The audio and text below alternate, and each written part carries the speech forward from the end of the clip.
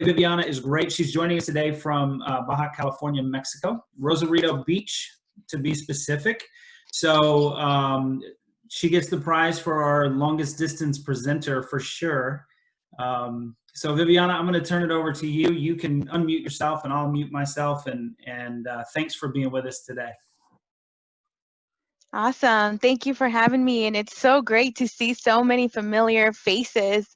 And definitely, I go back to Mosaic and I put some faces in some of the sessions as I remember you attending some of those. So it's really great to be here and given, give us the opportunity to just get together and chat and discuss some behavior. And today I really just want to take it back to some basics and share some information on those foundational pieces. And then in part 2 next week, we'll talk a little bit more too of the fact that we're going to have to rethink a lot of, the expectations and right how we're going to be doing some things. And I really hope that this a couple of discussions really kind of help us to get us into meeting the children where they're going to be once they're back into our programs or once we're back supporting staff in those programs. So I'm going to go ahead and just share my screen. Okay. All right. So today I wanted to, go back a little bit and just really look at, explaining that how behavior is communication and what is specifically now, right, in this situation that we are faced with, what those behaviors are going to be communicating. And I think we're going to have that why quite present. And so we're going to look at some of those influences a little bit more deeper so that we can have those present and then also share this with the staff if you're in that leadership role and that coordinator role or that coach or that mentoring role. And I am also going to share some resources that hopefully can help you once you're there, foots on the ground, to have that dialogue, to have those conversation points with staff, perhaps staff that is going to be new. As we know, this is something, that we deal with in our field is always bringing in, having new staff to coach and train and help. I'm also going to really share with you the pyramid model and the braces that is going to be for creating that support for all youth. I have sent Brad some resources that you're going to be able to download. So you'll have that tip sheet that you can actually share it and again use with staff as conversations to really set those supports and meet youth where they are. So I want you to look at this slide. And in those 3 bullet points, so if rules without relationship equal rebellion and relationship without rules equals chaos, so what about relationship plus rules? So what do you think that would look like? So just go ahead and either type it in or if you want to just share a little bit. So what is your opinion on this? What would it be? What would it look like? So Vivi, can you see the chat box? Do you have the chat box open? Well, let me open it real quick. Forgot to do that. It's blowing up. Communication. Yeah, sometimes. Security. Oh, I can't see the responses. That's really weird. So respect, balance, healthy. Balance. Respect. Progress. Okay. Yeah. Yeah. Harmony. Harmony. Someone mentioned that earlier, and I had a session earlier with another group, and isn't that amazing, right? Just that harmony, that smoothness of things. So I wanted to start with this because sometimes we forget that balance when we're in it, right? When we're foot on the ground. And as we think about, setting limits and expectations and how we're going to do things, those are really they are very important, right? To keep youth safe. But if we just set those limits without that connection and that trust and that bond with you, it's not going to do much for us. And it's also the opposite, right? So if we go the opposite and we have that bond and connection, but we don't have those limits and those expectations, it's going to be really hard for us to set those and to teach those to the children and introduce them to them. So we want to be able to think about all these things that you mentioned we want to keep this in mind, right? As things that we talk about today are going to be so important, we're going back to the basics, going back to those connections, going back to those relationships, especially now. So that's so important because we can spend so much time in figuring, other things. But, when we comes to the why of behavior, we want to look at, things that are going to help us not to keep lose of sight as we establish those relationships, as we repair them, as we work with them, to be able to meet the needs of the children again where they are. So all of this is very important as we spend time managing those expectations and responding to those behaviors that we may see could be increased, right, because of our situation that we're in right now. So thank you for your participation on that. So I wanted to include this information about the pyramid because we want to look at a kit. We really kind of base this off what Seifel has done for early childhood, but this really totally aligns with all ages. So this is a great visual that again can help us as professionals to share this information with the rest of our team, right? So if we look at that pyramid, we're gonna have those foundational supports. And then we're gonna look also at looking at those environmental supports and how those are gonna help us. So we based a lot of, supporting the social, emotional, and the well-being of children in this pyramid. So this is our foundational. You can think of it as a foundational framework for us to be able to provide these services and these supports, and they're research based, right? So we want to be able to use that as that framework. And if we take a quick look at what that looks like, I'll break it down just a little bit, but you'll see how it's built from the bottom up, right? So those positive relationships are not just included in the relationships that you may have with youth, but with each other, with the staff, with the families, with the caregivers, with anyone that touches the life of that child that, comes to our programs that we're trying to support and we're trying to figure out how to best accommodate and meet their needs. So we're looking at, it's really hard to start at the top, and oftentimes with the work that we do with KIT and going into environments and doing observations, and staff want to really, have some things that they can do instantly. But if we don't have some of these foundationals and build ourselves up and have these layers of support for children, it's really hard for us to be able to get to those intensive and targeted supports. And so we want to really focus on, what does they mean? So positive relationships with everyone involved with the youth, with environmental pieces. And by the way, this top, three layers are going to be good for all children. So if you're thinking that, no, not just about, not just children with disabilities or children that have, challenging behavior, or they're struggling, with certain things, it's really going to help all children. And as we move up, if you see the arrow move up, you are going to have those few children that are going to really need our support. And that is, those things that are going to be those very specific individualized accommodations that may be able to support their participation, their social development, and other things that are going to involve what do they need to be successful to participate in our program. And those targeted supports are, self-help skills, helping children develop those coping skills once we see those gaps, because we're definitely going to see gaps, especially going in from this hiatus, right, over children where perhaps moving along, working and practicing skills in your programs in school, and then now there's this back forward thing that's happening. And so, being very understanding and very compassionate about where kids are going to be as we build those supports from the bottom up. So those, based on the research that we have and the way that we present this, is that those bottom three levels of the pyramid, we need to have, in place, in mind, be conscious as we go back, foot on the ground with staff to be able to build on those supports for children. So that means that our efforts are really going to be focused, right, on those three bottom levels.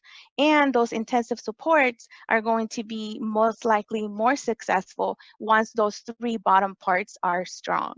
And so it's really important, and I didn't want to pass this up and really kind of take us back to this framework and show you visually what that is. Okay, so we're gonna move forward. So perhaps we felt this way at some point of another, right?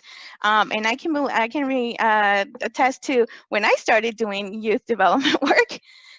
There's times where I probably said this, and there was even times when I went and locked myself in the restroom and cried because it was one of those days that things didn't go well with perhaps particular children, parents, staff. It was one of those wacky after school days or out of school time. So what are some of those behaviors that perhaps staff find the most difficult? So let's kind of put them out there. What are some of those behaviors, or perhaps behaviors that we may expect to see that may be increased, as we go back? So let's just go ahead and either unmute yourself and kind of let us know if you're able to, or put them in the chat box, please. So there's Let's just talk about. A lot of them popping up in the chat box: emotional outbursts, defiance, bullying, talking back, disrespect, anger, students not accepting responsibility for choices, being unkind, running away, tempers, distracted, meltdowns, unmotivated, tears, withdrawal, physical violence. Yeah, and as we're listening to this, right? This is probably they're sounding more intense than hitting, yelling, walking away, right? Or not participating and things like that. And that's one of the things that we probably are going to, expect as part of this, transition. So even going back, right? Going back into a group setting and thinking about all the skills that the kiddos need, that youth need to be successful in a group setting. We're going to talk a little bit more about those too. So thank you for sharing. So let's go back and talk about behavior. We want to make sure that we're all on the same page.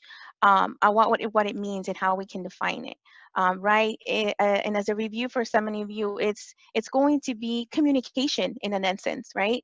Behavior is communicating. It's communicating some need or an unmet need from a youth. And all of us communicate. So there's many ways that we communicate. Some of us right now during this pandemic are communicating even virtually with certain behavior, right? And so we'll see that. So we'll see this more with kids where, we want to also be very specific as to when we start seeing, and once we're back with working with directly with you, then in making sure that, again, we are very careful about just focusing on what is it that you see, and it's anything that you can see, hear, touch, feel, or count. So it's also going to reflect how that person is feeling and thinking. And this is going to be a big piece, right, that we're going to see, because, with everything is we may not know, how children are going to be, or how are they currently coping or going to be coping once we go back into the group setting. And so it's also going to indicate how that they're taking in that, environment. So we have to even be more cautious of, looking at, those basic things, right? Which could be tired, hungry, bored, confused, going back and forth from these transitions, getting reacquainted with their friends, getting reacquainted with routines and expectations and everything that's going to be happening. So, behavior is really also how a child may be thinking. So if a child is going to be unsure, anxious, they're going to be, seeing perhaps some situations that may be neutral or threatening. And we'll, mention a little bit more about that too. And so their behavior is going to offer us a lot of great deal of information, right, about how they need, what they need, how they learn, what they're currently feeling and experiencing. And so as adults, we just have to be able to focus on what that behavior is trying to show us and communicate with us. So we know also that behavior can be influenced by many different things. And these are the basic 3 components of what majorly influences the behavior in our settings, right, in the out of school time programs. And so we're going to look at the characteristics of the child, and this can involve, their temperament, their current health conditions. Perhaps some children before this all happened were dealing, with some chronic health conditions, and everything has gotten, more intensified with everything that's been going on. Of course, the situation at home. Um, Unfortunately, we know, right, as professionals, that the stay at home is not necessarily safe for everyone, right? And that some children may not be safe in some of their environments. And so this is definitely going to be something that we need to acknowledge and think about. And then also, of course, the environment, right? How we're going to set up our spaces, how we're going to set up, we'll be intentional about setting that place for, calming, and for that regulation to happen, and for that alone time when might need to just take a few minutes to be in a safe space. And we understand also that, the major two components for children to be successful in our environments is, one, if they feel safe and connected, right? And so if they feel safe and connected in our environment, it's part of that. We talk about the environment as being, yes, that space, schedule, and routine, but also the social emotional environment of how we set up, our tone of voice, our face, our expressions, all of the different things that we want to put in place, our welcoming rituals, our fun rituals, our daily rituals, things that we do that are consistent, that children can, predict, that they know that it's happening. It may be the same song, and maybe a individualized greeting with a particular child. It means something that you do that it's fun and predictable for them every day when they walk into our environment.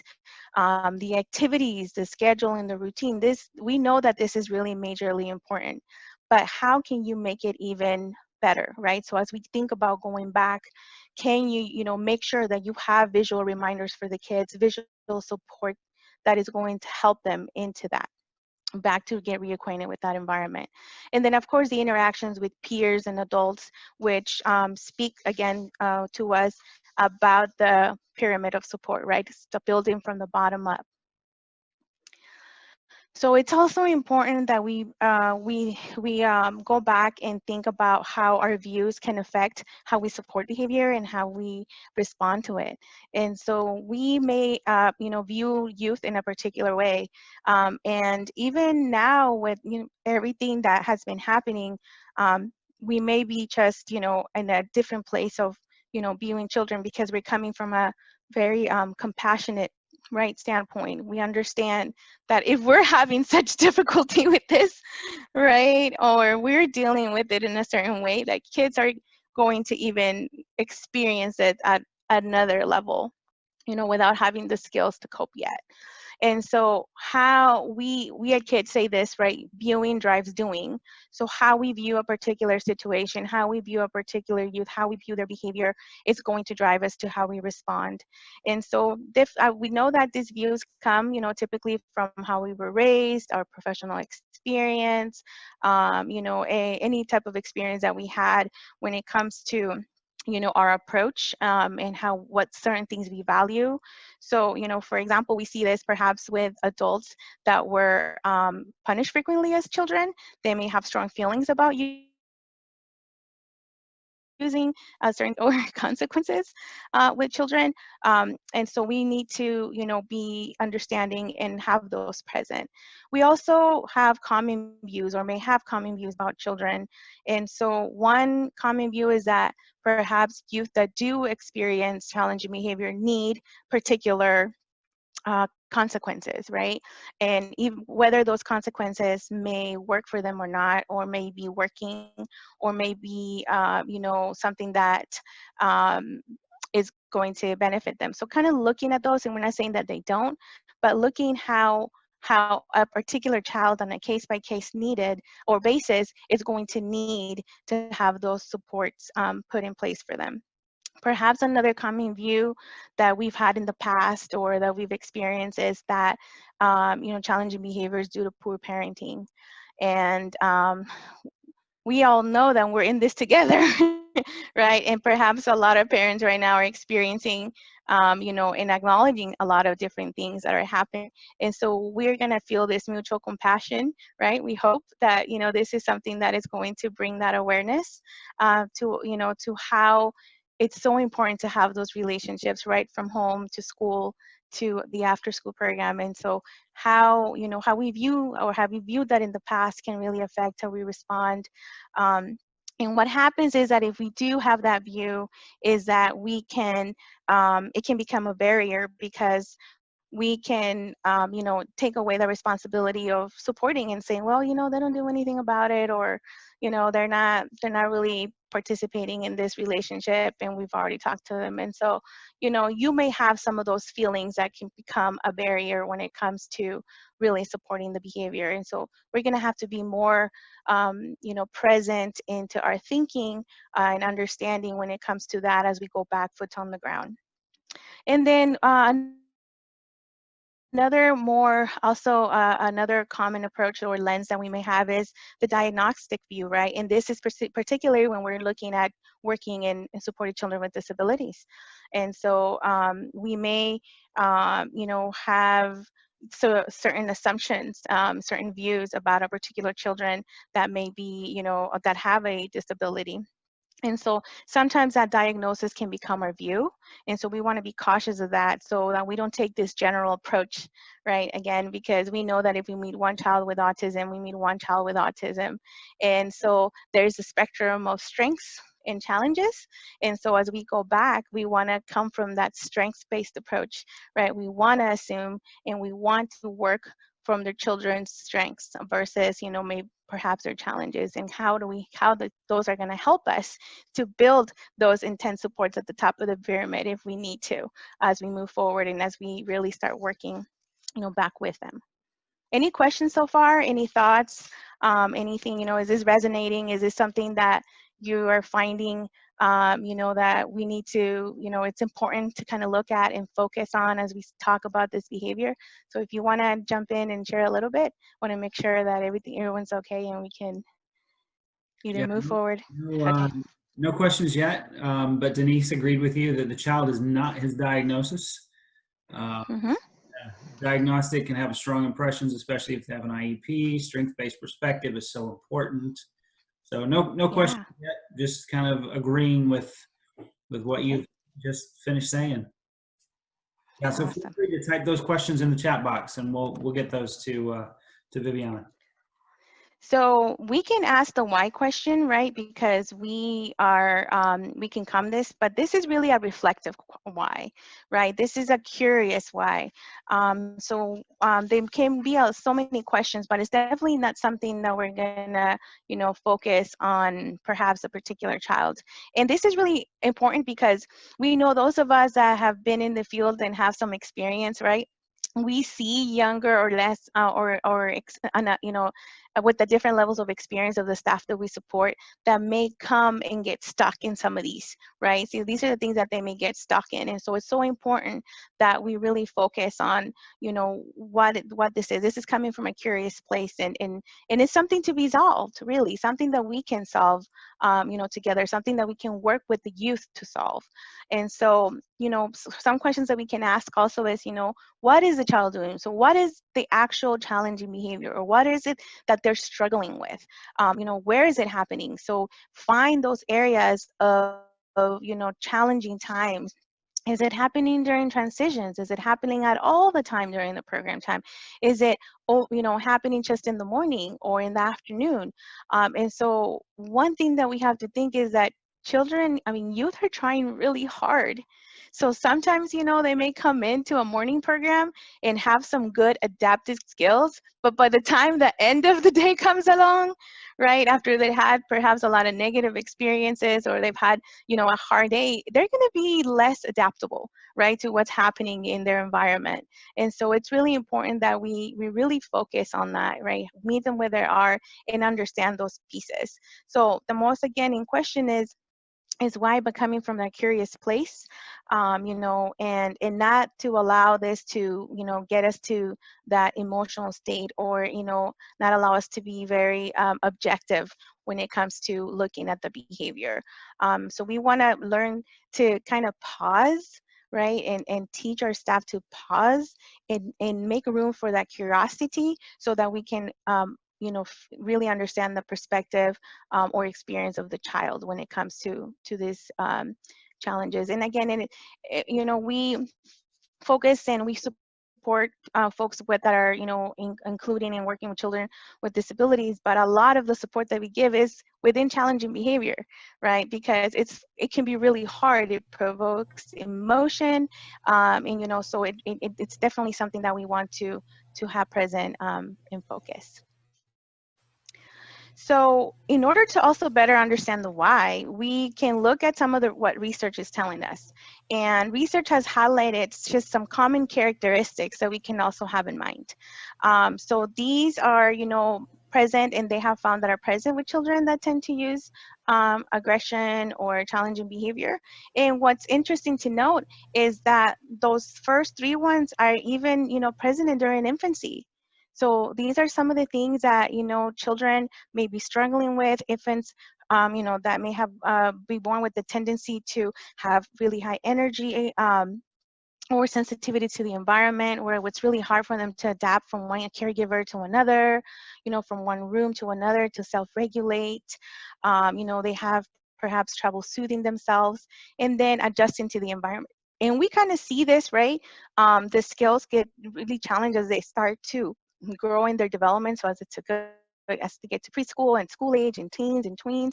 So all of this may be just a big component of that. The other thing is that, you know, they found that to be consistent. If we look at the last three, we see some of this a lot in our programs, right? Some kiddos may be in a frequent negative mood, whether it's the symptom of their disability or, you know, just a chronic, or, you know, something else, something outside that may be affecting them.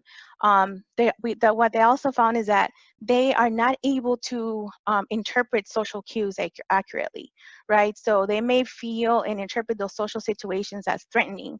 And it could be you know, it could be something like a peer is walking towards them fast and they hit them because they think they were going to hit them, right? So they're not able to really understand them and really interpret those social cues. So these are some of all of the things that are found in research. And so now they're not true for all children who struggle, but they did find some of these characteristics to be very prevalent. There are also just some of the things to be very aware of.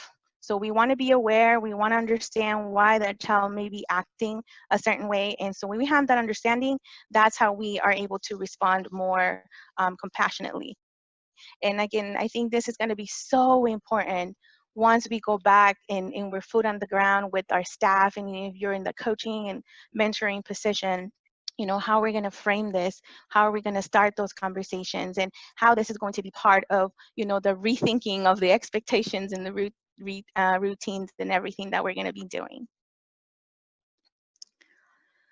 So in a nutshell, a lot of researchers have also told us, right, that they also spend a lot of time researching this particular question. And what the main you know, outcome has told us is that there is a big lack of skill. Big lack of skill that they are experiencing to be able to meet those demands, you know, in our group setting. And so often child, you know, they're going to be communicating just that. And we don't see, you know, challenging behavior, or we don't see those challenges as a developmental delay, but that's really what they are. So we want to really think about it as this form of developmental delay in a way that, you know that we can work with some of these skills, right? We know that we can help children get through these difficult times as they practice those very important skills. So, you know, if you think about it, if a child has trouble reading, what do, right? We teach them strategies to, you know, learn to read. So if a child has trouble thinking flexibly or tolerating frustration, we need to view it in the same way We need to help them think flexibly. We need to do activities that are going to help them practice, in those social settings, in those natural environments that we have the opportunity to do so in the out of school time world. And that's why I fell in love with out of school time, because it was, so open and free, and it had those, even though it had those limited time frames, it had those really specific opportunities to, really help children work on those skills and see them thrive, see them practice social skills, something that, thrive, making friends, making all of those different connections that are helping build on those skills.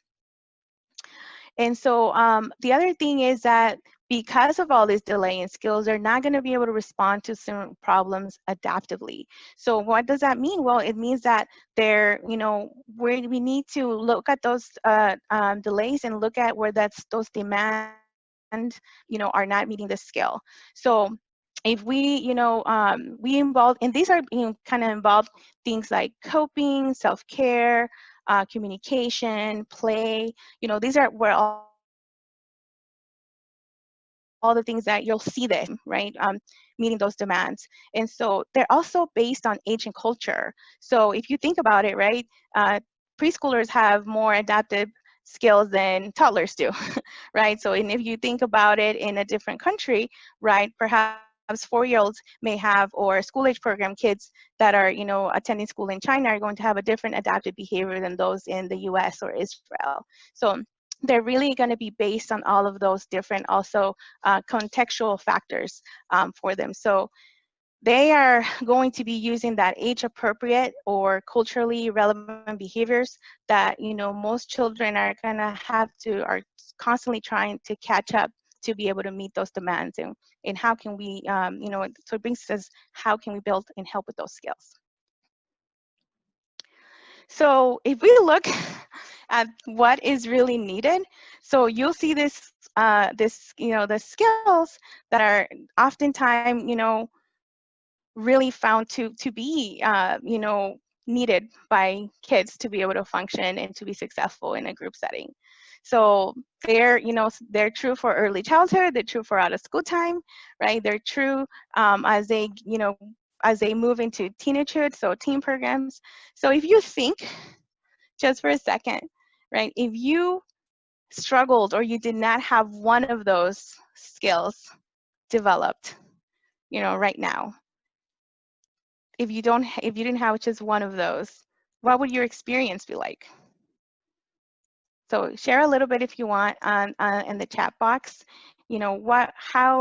How do you see that being such a difficulty, or how, in what particular area do you think it would, really impact you personally? You can even think about it as for your house, for your home, for professionally. So Nisha just said frustrating. Yes. It's like frustrating to the 10th power, right? Self-doubt. Mm-hmm. Yeah. So just one, right? Planning and organizing. Planning and organizing in and out of school time, it's, a skill that, right, just that first one, right? We need to be able to do that. Now, being flexible in one's thinking, this one's for all environments, right? This affects the relationships with our significant others, with our children, right, with our students, with our staff. And so all of this are the skills that, children may be delayed in. And so we need to really kind of have those in mind. So when that key to understand that is knowing when children also are not being challenging. And sometimes we miss the bar on that, right? Because we tend to focus on all of the challenges, and we can't kind of sometimes bring those up, and we get stuck in some of those, experiences. But we need to also be looking for when that child, is not being challenged, when they're being cooperative, when they're enjoying their time in the after school time. So, look at, who's there, what is happening, is a child, is it a strengths-based activity? Is that child able to participate successfully? Did we set up the environment? Who do they have connections? Do they have that one adult that they can, is responding adaptively to them? So we want to also look at that, and taking that time to observe a child. And one strategy that is really good that a colleague and I shared with me, and I did something similar, is the 2-10. So intentionally spending just 2 minutes with a particular youth, for, for 10 days. So at the end of that time, you have to spend a good 20 minutes, right? Or plus time, and really getting to know that child, really getting to, see their experience in the program, their perspective about different things. So oftentimes we know that this is difficult to do when we have, big groups and we're managing group expectations. But just taking those 2 minutes, per day for 10 days or so, and to really look into, where is that demand exceeding the ability for that child to respond adaptively? Where is that mismatch that they may have? And so it's important to, again, think about how that mismatch of the skills can be or have started in infancy, and so where we can fill those gaps for them in the out of school time world. So each child is unique, right? And so they're going to have different point where the demands exceed their ability. And if you think about it, right, if someone was to have placed a demand on us, that's going to override that capacity for us to respond appropriately, we might get really stressed and tired, right? And so that's the same feelings that our kiddos or our youth are going to be experiencing. Any thoughts on this? Anything that you've seen where children have those instances of, that you notice when that behavior is happening? And if anybody wants to share. So Vivi, Nisha said that sometimes you can have the same challenges from students, but for different reasons. Mm-hmm. A great point. Yep. Great point. And that is sort of when we get to kind of think about contextually what is happening, right? So many things can change from day to day sometimes with kiddos. How many of us in that work with a kiddo that perhaps has a divided home situation, right? Where 1 week they're with one parent and they have a different set of expectations and a different set of, experiences, and then they go back the other week and then they come into the program and then we have the weekend. And so it's like Monday, we start all over again, right? We start with all of those different things that we put in place from that pyramid, right? From those foundational pieces that we want to keep consistent, that we want to build, keep building and working on those relationships. And what are some of the things that we can do? How's our time, Brad? Good? Okay. So as we, think about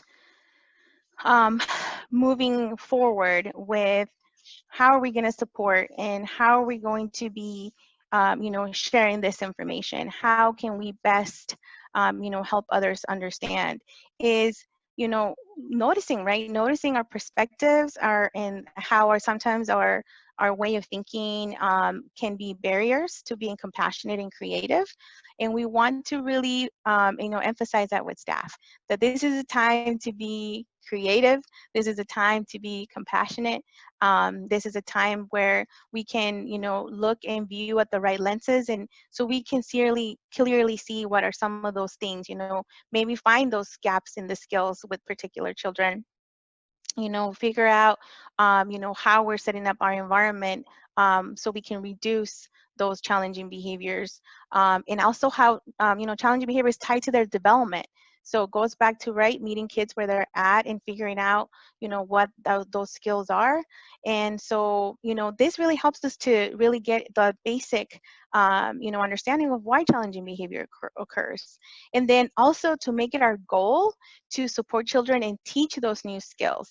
And again, think about the pyramid, right? So if we know that those very few students or those few youth are going to need some of those, perhaps, more intensive supports and practicing self-regulation and being flexible with their thinking, and adapting better to situations. How are you going to model that for them? How are you going to introduce them? How are you going to give them the opportunity to practice that? How are you going to use your relationships bottom, right, for with their peers? So how are you going to connect them? How are you going to be a bridge? How are you going to be a coach, to help them facilitate those friendships, help them facilitate that those positive interactions and adaptive behaviors? And then again, as I mentioned earlier, that aggression is really a problem to be solved, or those challenging behaviors. And we can post this also with staff, how it's so important to really assume that they're going to be able to get past this, and they can work and repair and continue to work on those relationships with the particular child that they may be having some challenging with.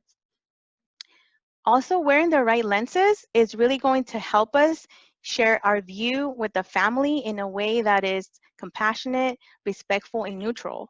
So if we think about, as we're sharing information with this, with parents, and we build those relationships, if we frame it as that, some of these difficulties that they're having in the after school world is a mismatch between their skill and the demand, and then what we're doing already to help them, it's much different, right? It's a much different conversation than posing it as, well, your child's, it's this negative, and this is, this behavior is affecting, and then this is, this. And so how we have been communicating with parents, it has a big effect on that relationship foundational piece. So sharing our perspective this way is going to help it easier for parents to understand why we're doing what we're doing and how it can help their child. And then also this is going to open that dialogue so that you can have, more opportunities to, get their perspective. Where do you see at home where their skill is not meeting the demand of a certain situation? Where, what are some of the things that you do that help him get through that? And then you can share your perspective. And I think it's worked. I've had really great experiences with that type of dialogue. And so, it really, again, it just takes it back to with some, parents and families, we really have to, it's about how we say it, right? How we say it and how we frame it, that they may be more open to and willing to be part of that conversation.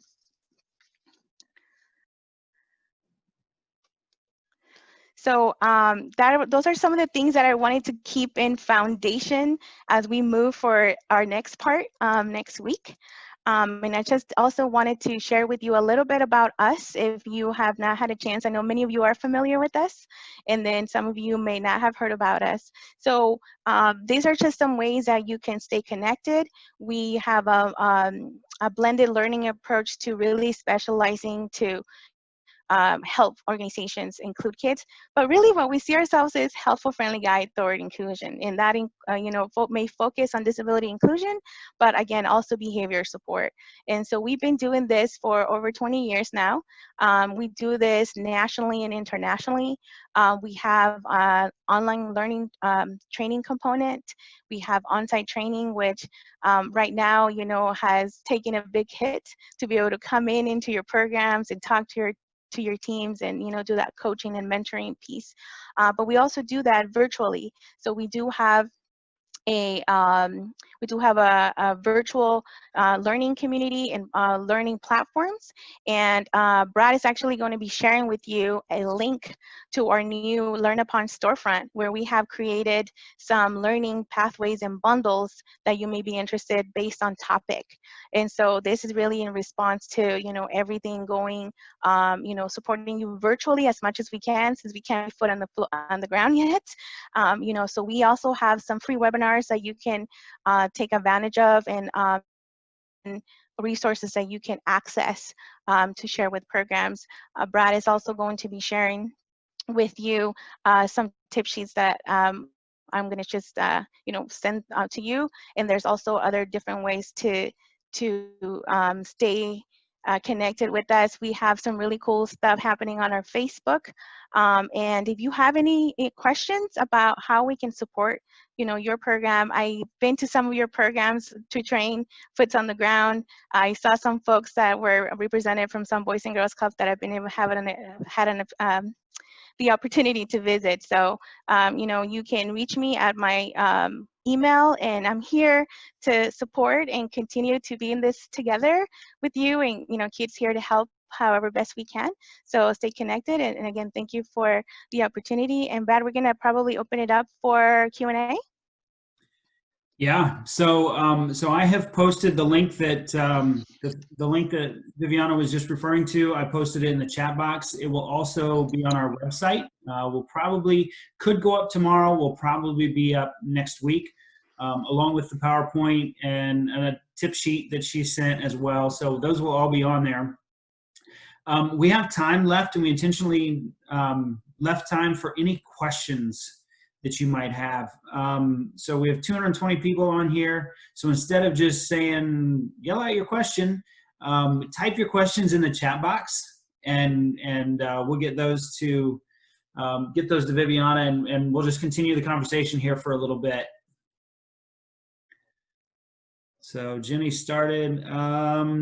So what about the second session she's talking about? And we will send you a link. So Vivi, do you want to give them a little hint of what next Thursday session will be?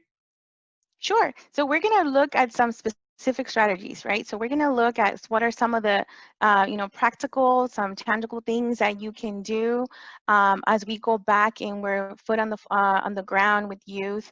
We're going to look at some of those, a couple of things that I mentioned, like welcoming rituals. What are some of the things that can help you stay, consistent, connected, kind of based on those lower levels of that pyramid that are, we want to have to be able to readily share, with staff. So hopefully, you'll, from our next session, you can have some more concrete strategies that you can use as we go back, or as we start to think. I'm calling it rethink, right? As we start to rethink those, expectations, those routines, and that reintroduction of, how things might look different. And we know that those may be different regionally, right? So we know that as we are going through this situation, states are going to be in different places, programs are going to be in different places. And so, we're going to look at just how can you really implement or apply some of these strategies as you go back into programs, or to supporting staff, and to helping them with this uncertain times, and as we go back to just really be there for youth. Yeah. So this session kind of laid the groundwork. What is behavior? What is it communicating? All of those kind of things that Viviana talked about. And then next week we'll kind of get those practical tools. So you will get the link the same way you've gotten the links to the other trainings that we've done. You'll get that registration link probably Monday. Or early next week. You just need to register and then jump back on with us next Thursday. So there is a question here, Viviana, about when you have an autistic child, the parents want you to give in to his demands, but the program doesn't want to give in to the demands. How would that be handled differently with the parents? So yeah, I mean, that's sometimes our, our reality, right? Of some of the things that we may be, faced with as we go through, as we go about accommodations on a case-by-case basis. It's really going to start with having those kind of open conversations about, what accommodations you're able to provide, and to figure out, why they think that their child might needs a certain accommodation, or you might want, why their child needs that specific support. And we can, be really respectful, and share some of the things that you've done, and some of the things that you are, able to do within the framework of, your own program. And so oftentimes that's definitely a very difficult situation, to be in. Sometimes what helps is if you have kind of those, a clear message and clear communication as to, you know, what you're able to do in the program. Oftentimes we really have to kind of be flexible with certain things. You know, we can post things as, you know, we can try some of this and see how it goes. And it's played out very differently because every family and child is, you know, it's a very specific right situation when it comes to how sometimes parents view certain accommodations. And so we want to be able to come back and share some, what, you know, those skills that we want to work on. We want to share with them why it's so important to have certain expectations, right, and limits. And so how they benefit, you know, children as a whole, but also how it can benefit their own child. You know, even if their child may have a specific need, and just how we can make, you know, accommodations and modifications, and just kind of have those conversations.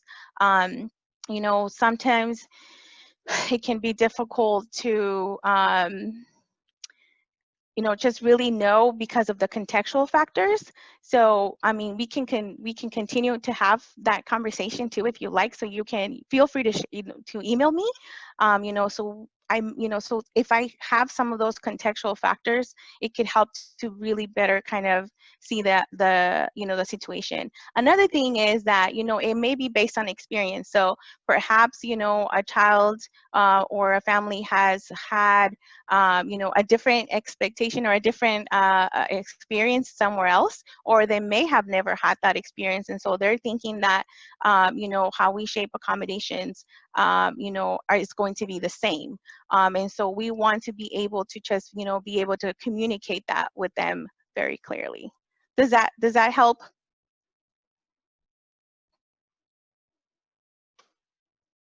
So we'll kind of wait for that response, Jenny, if you want to Mm-hmm. respond in the chat box. Oh yeah, she said yes. Mm-hmm. So good. Okay. Mm-hmm. So another question was, I'm afraid we will have to continue the social distancing when we go back to school.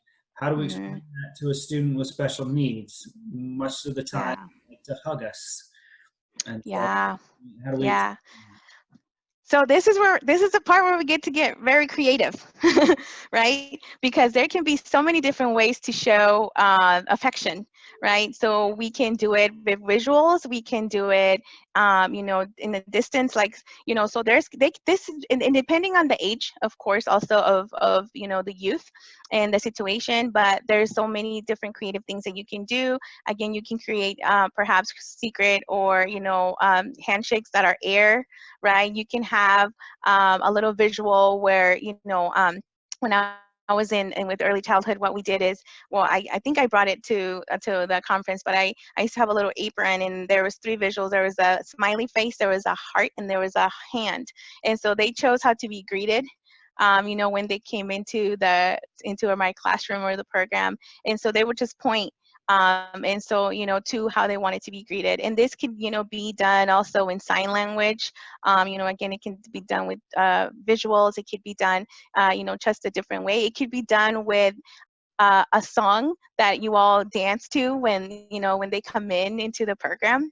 And so this is where we really get to think outside of the box, you know, and get to be creative, because this is what it's also going to be, the rethinking. This is part of that rethinking of how we're going to be doing some of those things, you know, especially with different age groups, with different needs, and it's, you know, specifically with children. And I think that, again, this also brings the opportunity for, you know, for us to share, you know, how we're rethinking that and how we're supporting youth. And so that can also move into the home environment. And perhaps, you know, families are going to figure out some ways, you know, of how this is also going to be working for them, right? So we're all facing the same this situation, and we can have those very open conversations with how we're going to be doing that and how we can introduce it again to that child.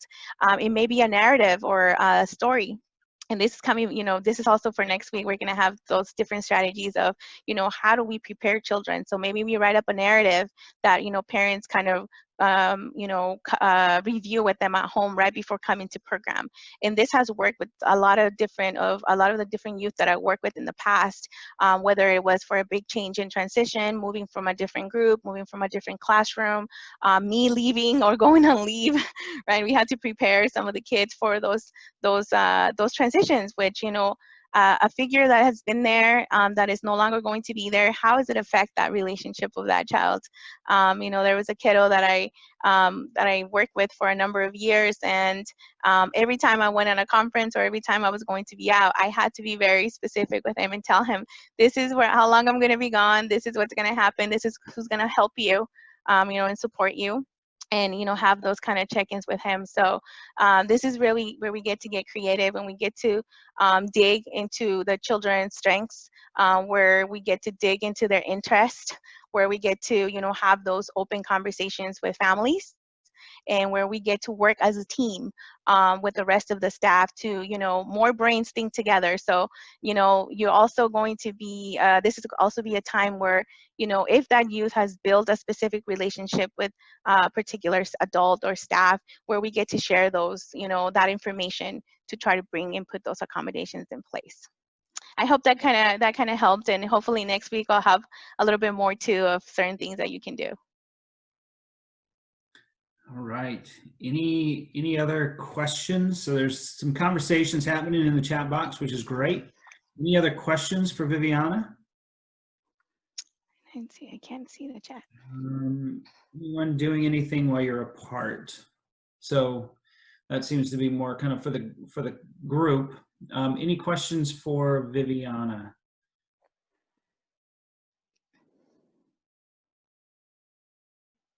What do you do when you have that one student that is just 100% against being there?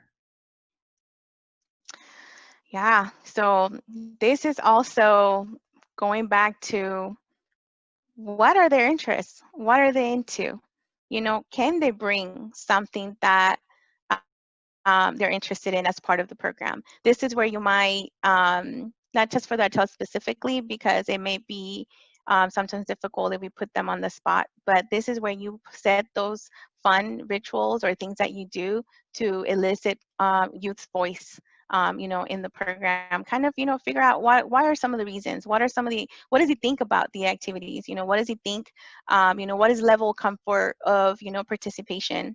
And typically, once we have sometimes these conversations, we can see or do that sort of that 2-minute strategy where you really get to spend some time with this youth and figure out what do they gravitate to, what calls their attention, who is an influencer as a peer, right, an ally, right, in the program, who can share more information if that youth may not be forthcoming in sharing. Maybe they're in the same class, maybe they're in somehow know each other. So kind of also intensifying your group teamwork, intensifying strategically how do you get youth to share some of their ideas. Maybe it's having a suggestion box, maybe it's having a formal activity with a smaller group, that gets them to share information about what they want change.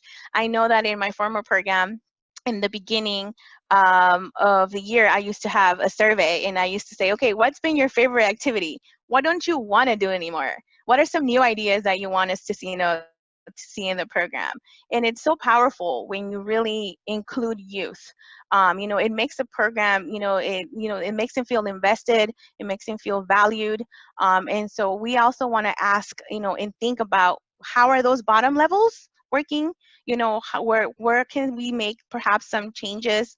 Where can we work on that relationship, strengthen it, to find, find some information more as to how we can engage that youth. So I hope that kind of gave you a little bit of a thinking point as to, what are some of the things that you can probably start strategizing as to, get some information from this youth. Yeah, so Richard said that's a starting point. Good. So thank you. Yeah. Okay. Any other questions? So people excited about the next session? Thanks, Right. Viviana. Good to see you. I was at Mozak, so yeah, It was great to see familiar faces. And again, thank you for having me. And I hope that you found this discussion valuable. By any means, again, we see ourselves as helpful, friendly guides to inclusion. And so we're on this together. This is a time when we reach out to each other. When we work, cohesively as a team, because we know that we cannot do this work alone, right? It's a village. And I am so happy that you are those village people, and that I can be part of that as well. So, we're doing this together, and feel free to, again, look at some additional resources that can help, and hopefully a couple of the things that we share in next session are able to support you as you go back to, being with programs and being with staff. great. So Viviana's email is on the screen there, viviana@kit.org. If you have a question for her that you think of as soon as you jump off the call, because that's what happens to me most of the time. But you can email her